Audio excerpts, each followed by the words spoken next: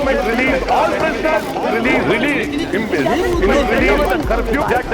नमस्ते, मेरा नाम है सौरभ और आप देखना शुरू कर चुके हैं हमारा खास कार्यक्रम संसद में आज। कार्यक्रम में आपको बताएंगे कि आज लोकसभा को अनिश्चितकाल के लिए स्थगित करने से पहले ओम बिरला सदन में क्या बड़ी बात बोल गए। साथ ही बताएंगे कि लोकसभा से ओबीसी आरक्षण बिल पास होने के बाद राज्यसभा में इस बिल को लेकर अलग अलग पार्टियों के नेताओं ने क्या क्या कहा। पहले ये वीडियो देख लीजिए। I am distressed by the way this sacredness was destroyed yesterday. When some members sat on the table, some others climbed on the table of the House, perhaps to be more visible in such acts of sacrilege. I have no words to convey my anguish and to condemn such acts. As I spent a sleepless night,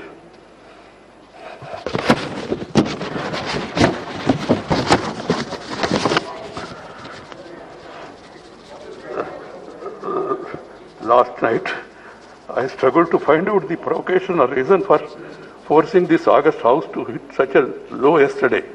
A discussion on agriculture problems and solutions was listed. There can be difference of opinion and there can be a specific demand from anybody. They could have discussed it in the House, protested and voted against this thing. And you have got every right, members have got every right to demand for it withdrawal also. But it is for the government to act. You can't force the government to do this or not to do this. Different kinds are admitted by chair. Language used by the list of business is drafted such a way. मंगलवार को राज्यसभा में हुए हंगामे पर बोलते हुए सभापति वेंकैया नायडू भावुक हो गए। मास्क के भीतर बोलते हुए वेंकैया नायडू की पीड़ा साफ साफ झलक रही थी। उन्होंने कहा कि लोकतंत्र के मंदिर के बेअदबी होने से वे रात भर नहीं सो पाए। वेंकैया नायडू ने आगे कहा, विपक्ष सरकार को मजबूर नहीं कर सकता। सभापति को क्या करना है क्या नहीं करना है इस बारे में वे नहीं बता सकते। दरअसल मंगलवार को कांग्रेस के सांसद प्रताप सिंह बाजवा और आप सांसद संजय सिंह टेबल पर चढ़ गए थे। यहां तक कि बाजवा ने रूल बुक चेयर पर फेंक दी थी। हालांकि यह घटना राज्यसभा की कार्यवाही स्थगित होने के बाद हुई, लेकिन कयास लगाए जा रहे हैं कि दोनों सांसदों पर कार्यवाही हो सकती है।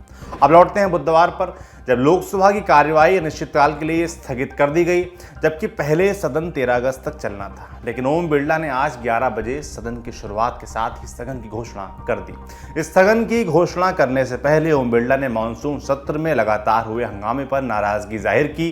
कहा, मानसून सत्र अपेक्षा के अनुरूप नहीं चल सका और ये केवल 21 घंटे 14 मिनट तक ही बैठ सका। बिरला ने आगे कहा कि चर्चा और दूसरे विधायी कार्यों के लिए अलॉटेड 96 घंटों में से करीब 74 घंटे बर्बाद हुए और पूरे सत्र में सिर्फ 22% ही काम किया गया। ओम बिरला और क्या बोले, खुद सुन लीजिए। माननीय सदस्यगण, आज 7वीं लोकसभा का छठा सत्र समाप्त हो रहा है। यह सत्र 19 जुलाई 2021 को प्रारंभ हुआ था। इस सत्र में सदन का कामकाज अपेक्षा के अनुरूप नहीं रहा।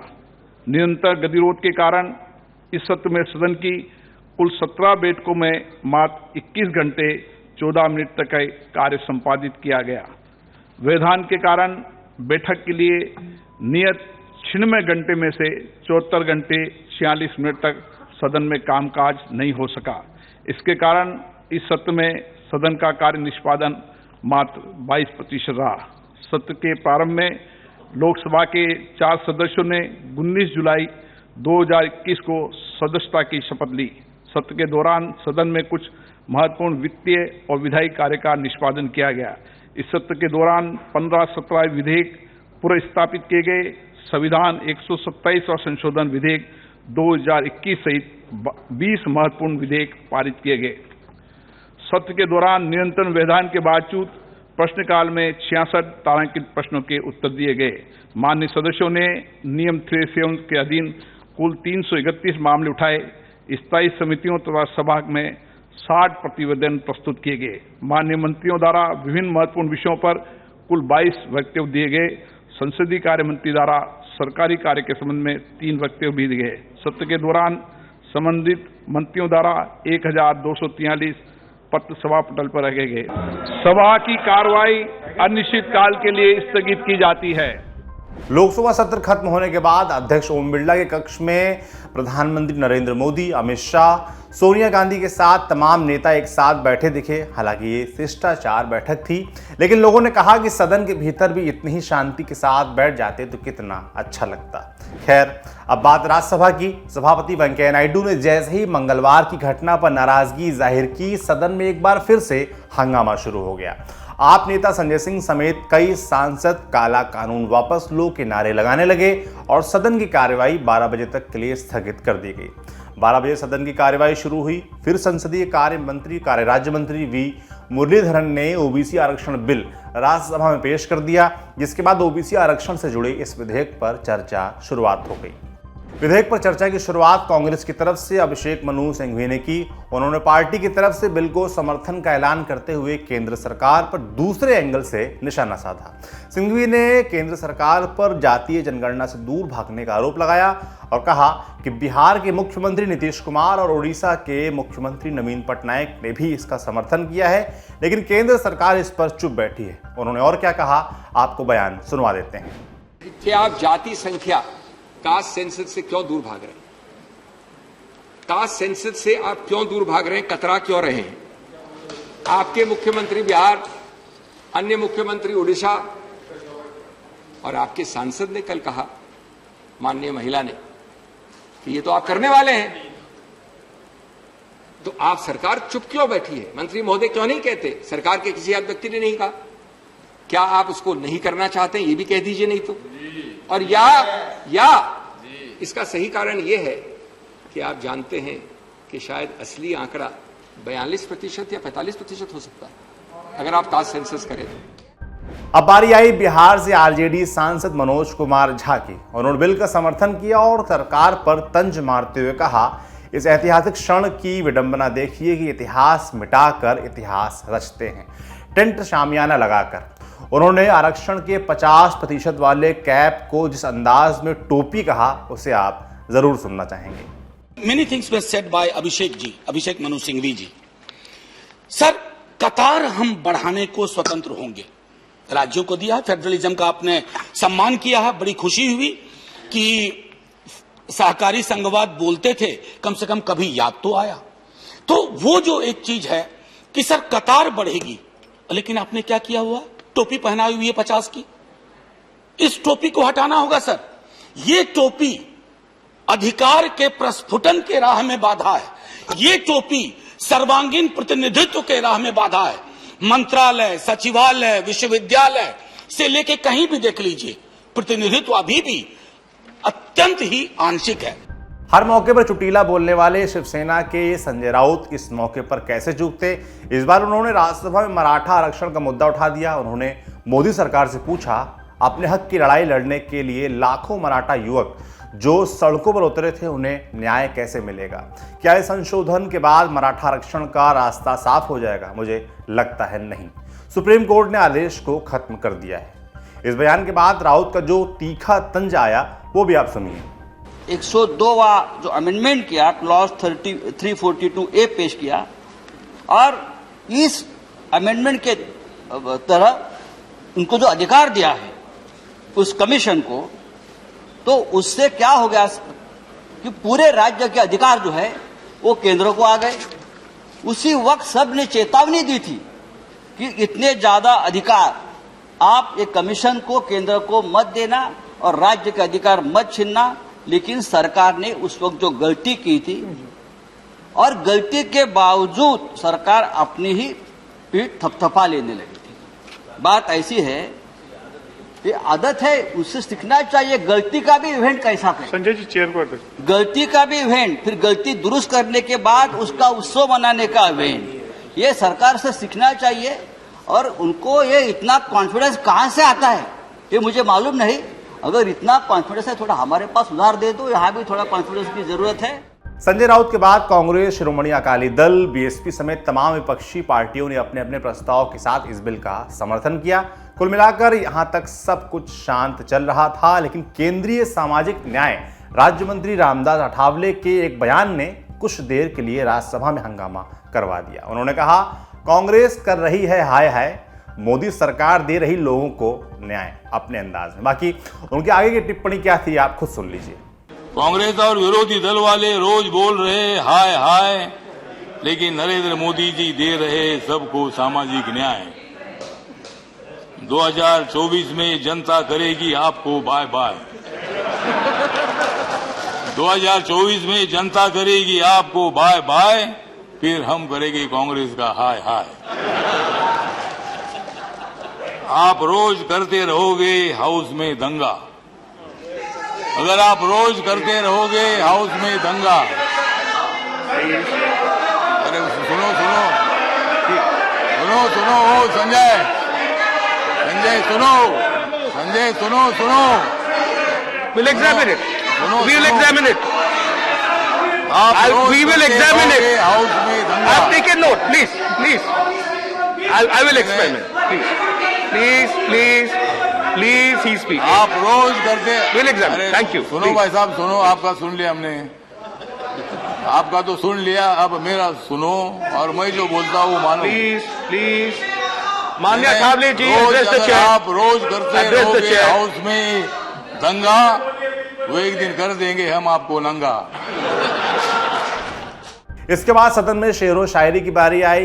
बिल का कांग्रेस ने समर्थन तो किया, लेकिन इस शायरी वाले तंज के साथ, जिसका सरकार की तरफ से भी बराबर जवाब आया। मल्लिकार्जुन खड़गे और भूपेंद्र यादव के बीच की ये शायराना नोकझोंक आप मिस करना नहीं चाहेंगे। आखिरी में यही कहूंगा कि ये दो लोगों के कल्याण का एक बिल है और इसको इम्प्लीमेंट करना जरूरी है। इसके लिए जो भी आपको व्यवस्था करना है वो भी कीजिए। इसलिए मैं एक शेर कहूंगा, मंजिल बहुत दूर है, रास्ता बड़ा कठिन है, फिर भी हमें पहुंचना है। दिल मिले या ना मिले, कम से कम हाथ मिलाते चलो। Thank you. कहना चाह रहा हूं सर, खड़गे जी हमारे सम्मानीय विपक्ष के नेता हैं और मैं उन्हें ये कहना चाहूंगा, जब अभिषेक जी बोल रहे थे तो उन्होंने कहा था कि लम्हों ने खता की, सदियों ने सजा पाई। अब आपने लम्हा करके जो खता करी थी और 70 साल से हमने जो झेला है, कम से कम आपको बताएंगे तो सही कि ओबीसी समाज ने क्या झेला है, कितना लंबे समय तक झेला है। शाम 6 बजे तक राज्यसभा में ओबीसी आरक्षण से जुड़े संविधान के 127वें संशोधन विधेयक 2021 पर चर्चा पूरी हो गई। कांग्रेस, आरजेडी, एनसीपी समेत दूसरे सभी विपक्षी दलों ने इसका समर्थन किया। ऐसे में यह कहा जा सकता है कि यह बिल राज्यसभा से भी आसानी से पास हो जाएगा। तो अब बुलेटिन में वक्त आ गया है हमारे आखिरी सेगमेंट का, जिसका नाम है इनसाइड व्यू। आज हमने इंडिया टुडे ग्रुप के national affairs editor Rahul Shrivastava से पूछा कि लोकसभा का मानसून सत्र 2 दिन पहले खत्म हो चुका है, वजह हंगामा ही रही। तो इस पूरे हंगामे के बीच विपक्ष और सरकार का क्या हासिल रहा, इस पर सुन लीजिए राहुल का जवाब। देखिए साहब, विपक्ष सरकार को कहता है कि सरकार का जिम्मा है हाउस चलाना, सरकार ने हमारे मनमाफिक बात नहीं करी तो हमने हाउस नहीं चलने दिया, और इस बात पे काफी गौरवान्वित भी फील करता है। सरकार कहती है कि विपक्ष ने उधम जोत रखा था इसलिए हम सदन नहीं चला पाए। कुल मिलाकर के साहब ऐसा है कि 780 से के करीब सांसद हैं दोनों सदनों में। कुल मिलाकर के जिम्मेदारी उनकी है कि सदन चले या ना चले। कुल मिलाकर के ये भी कहा जा सकता है कि 130 करोड़ लोगों की नुमाइंदगी करने वाले ये लोग अगर सदन नहीं चलने देना चाहते तो सांसद क्यों बनना चाहते हैं। इस सब में जितना हंगामा बरपाया लोगों ने, पार्टियों के कहने पे बरपाया, पार्टी को कहने पे सत्ता दल ने बहस नहीं होने दी। कुल मिलाकर के ये भी कहा जा सकता है कि हर एक सांसद ने अपनी वैल्यू संसद में आने की जो थी वो कम कर ली है। मैं ये क्यों कहता हूं कि देखिए, बिल तो सरकार के नाम से फटे, कि बिल सरकार के नाम पे पास हुए हैं। नरेंद्र मोदी साहब ने बिल पास कर दिए, इस चीज का श्रेय उनको मिलता है। राहुल गांधी ने, लालू प्रसाद यादव ने, अखिलेश यादव ने, ये नेताओं ने अपने सांसदों से सदन गिरवा दिए, हाउस नहीं चलने दिए, करीब 80% टाइम वेस्ट करवा दिया। तो इसकी वाहवाही और श्रेय उनको मिलेगा। ये बताइए कि इस पूरे सदन के बाद, मैं इस बात को कहना चाहूंगा कि इस सदन के बाद आपको किसी एक सांसद की डिबेट याद रहेगी? सिर्फ एक बिल पे कायदे की डिबेट हुई है, जो कि है ओबीसी का मामला, जो कि वोट का मामला था। लोकसभा में 40 लोग बोले, 386 वोट पड़े उसके फेवर में, एक भी वोट उसके खिलाफ नहीं गया। क्या आपको लगता है ये इतना परफेक्ट बिल है कि सभी सांसदों को एक अमेंडमेंट की बात नहीं सूझी? साहब, ऐसा है कि सिर्फ राजनीति थी, वोट कटने का डर था, इसलिए विरोध नहीं किया। सरकार को वोट कटने का डर था या वोट पाने की आशा थी, इसलिए वो बिल लाई, दोनों मिल गए, बिल पास कर दिया। सबने हासिल कर लिया कुछ ना कुछ। अगर ये देखा जाए कि ओबीसी बिल से उत्तर प्रदेश में बीजेपी को फायदा होगा, इसके समर्थन से अखिलेश यादव, मायावती भी फायदा सोच रहे होंगे, आरजेडी बिहार में सोच रही होगी, डीएमके सोच रही होगी कि वो तमिलनाडु में इसका फायदा उठाएगी। तमाम नेताओं ने यह भी कह दिया कि ओबीसी के लिए रिजर्वेशन बढ़ना चाहिए, जिसकी जितनी संख्या भारी उतनी उसकी हिस्सेदारी की जो पुराना स्लोगन हुआ करता था मुलायम सिंह यादव और लालू यादव का, उसको फिर से दोहराया गया। बीजेपी के भी एक सांसद ने इस बारे में बात उठा दी कि एक सोशियो इकोनॉमिक सर्वे कास्ट का होना चाहिए, जैसे कि 2011 में हुआ था। लेकिन ये तो राजनीति फिट हुई। राजनीति फिट होने के बाद अगर आप देखिए कि आपके दोनों, एक सदन का आपका चेयर अध्यक्ष जो राज्यसभा के चेयरमैन है, वो ये कह के कि मंदिर के अंदर जो सैंक्टम सैंक्टोरम है उसमें लोग मेज पे खड़े हो गए और उन्होंने किताबें फेंकी सांसद चेयरमैन की कुर्सी की तरफ। उधर ओम बिरला जी जो लोकसभा के अध्यक्ष हैं, उन्होंने भी कहा कि ये बहुत दुखद दिन था। यानी आप ये सोचिए कि संसद में अध्यक्ष रो पड़े और एक रोने के कगार पे रहे, उन्होंने खेद व्यक्त किया। सरकार बिल पास कर ले गई। ये बिना डिबेट के जो बिल हैं, जो पास हुए हैं, ये किसके बिल हैं? ये जनता के बिल हैं। जनता को इनसे फायदा या नुकसान होता है। बिना डिबेट के बिल पास होते हैं तो शायद नुकसान सिर्फ एक वर्ग का है, वो है इस देश की वोट देने वाली जनता। बिना स्टैंडिंग कमेटी के तमाम बिल पास हो गए, नुकसान है इस जनता का। 20% काम हुआ, 80% काम नहीं हुआ, एक नुकसान हुआ इस देश की जनता का। बाकी सबने अपने अपने पॉलिटिकल जो उल्लू से साधने थे वो साध लिए, अपने अपने पॉलिटिकल एम उनके पूरे हो गए। तो आज के लिए इतना ही, लेकिन शायद कल से इस शो पर मुलाकात नहीं हुई, क्योंकि सूत्र बता रहे हैं कि राज्यसभा से बिल पास होने के बाद राज्यसभा की कार्यवाही भी लोकसभा की तरह अनिश्चितकाल समय के लिए स्थगित कर दी जाएगी। अगर ऐसा हुआ तो मुलाकात होगी सीधा संसद के अगले सत्र में। तब तक के लिए अपना ख्याल रखिए। शुक्रिया। शुभ रात्रि।